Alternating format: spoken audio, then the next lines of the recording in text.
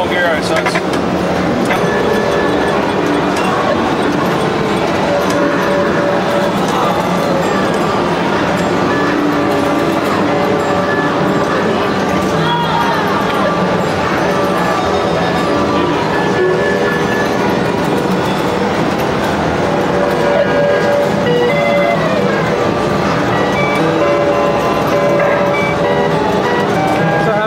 Been playing it now? Well, you know, I played it when it first came out for about 2 or 3 years. I got the world record, and I stopped playing for 20 years, you know. And then when they took my score down, I had to come back out of retirement and show them I could play. So I came back and got into shape and got over 1 million points, and they were pretty happy about that.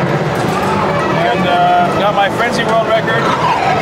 You know, because I got excited about video games again. You know, I had left it for so long. Yeah. So it was nice to basically get back in the saddle. Since you started the game, it's, you know, I don't have all my men lined up. Usually I'd have 3 or 4 men lined up. And so, what was the problem that the flame wasn't coming out? What was causing that? You think? Yeah, the pod is not calibrated properly, and so you don't have high gear basically, so you can't pass the cars. It's like having a sports car where you don't have 5th gear. So you need 5th gear to play, you know, to win a race. And the pod is like a little round thing that you turn. That's right. It's an adjustment, and it gets old after 20 years. So you have to completely refurbish the entire game before you can get a high score, because you need all the parts working properly.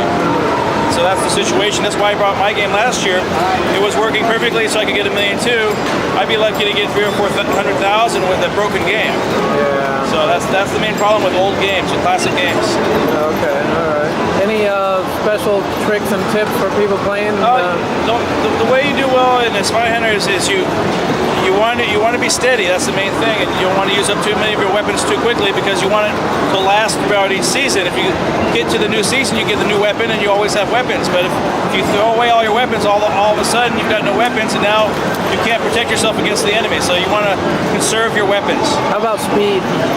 Speed, you want to go at a medium speed. I don't like to go more than 10% faster than the other cars unless I'm in a dangerous situation where I have to pass, you know, lethal enforcer or whoever. So you try not to go like at the max speed very much? No, because it's just like on the freeway. If you're going to go max speed, how long are you going to last?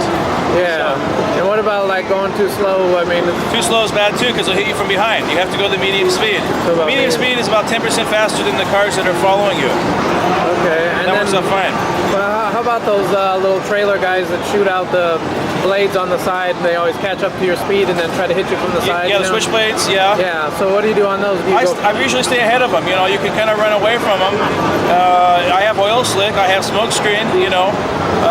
So you try to keep your weapons at all times. Yeah, keep ahead of them. You know, I don't try to challenge the enemy. I watch and see what the enemy's doing.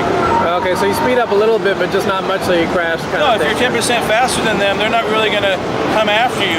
It's only when you get, you know, within their bumper area is when they're going to challenge you and get beside you. But if you're 10% ahead of them, usually you can outrun them. So you just try to avoid that whole situation. Sure. Basically. So it's all about finesse. It's not so much, you know, the skill is within the finesse, not within the, you know, I'm not doing anything special. I'm just being very conservative and not taking a whole lot of risk. I see. All right. That sounds cool. Yeah. All right.